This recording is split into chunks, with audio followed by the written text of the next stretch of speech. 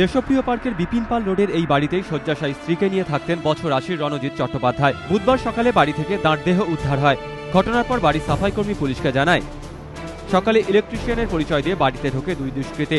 তাকে বেঁধে রেখে গলায় ফাঁস লাগিয়ে খুন করে গৃহকর্তাকে। যদিও বাড়ির পরিচারিকা মিনু দাবি করেন তিনি বারান্দা থেকে সোনাকে চাবি ছুঁড়ে দেন। ঘরে ঢোকার সময় সোনার সঙ্গে আর কেউ ছিল না। তাছাড়া পুলিশের দাবি একটি দড়ি দিয়ে সোনার হাত বাঁধা ছিল, কিন্তু খোলা ছিল মুখ। দড়ির বাঁধন এতটাই হালকা ছিল যে চাইলে নিজেই তা খুলতে পারত সোনা। এখানেই সন্দেহ দানা বাঁধে পুলিশের। যৌথভাবে ঘটনার তদন্তে নামে টালিগঞ্জ থানার পুলিশ ও গোয়েন্দা বিভাগের হোমিসাইড শাখা। ঘটনার পর ওই বাড়িতে যান ফিঙ্গারপ্রিন্ট বিশেষজ্ঞরা। নিয়ে যাওয়া হয় পুলিশ কুকুরও। পরে আটক করা হয় সোনাকে। দফায় দফায় জেরা শুরু হয়। পুলিশ সূত্রে খবর, জেরার মুখে অসংলগ্ন কথাবার্তা বলতে থাকে ওই বাড়িতে ১৫ বছর ধরে সাফাই কর্মীর কাজ করা সোনা দাস। পুলিশের দাবি, গোয়েন্দাদের জেরার মুখে শেষ পর্যন্ত ভেঙে পড়ে সোনা।